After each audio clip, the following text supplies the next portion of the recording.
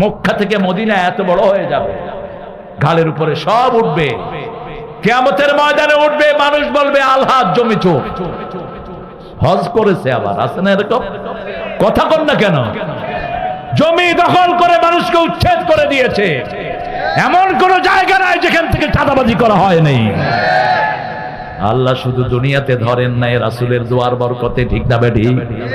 আমরা রহমত চাইবো কার কাছে? রহমত চাইতে হলে কোরআনী আন্দোলনের কোনো বিকল্প নাই, রহমত চাইতে হলে নামাজের কোনো বিকল্প, রহমত চাইতে হলে ভালো ব্যবহারের কোনো বিকল্প।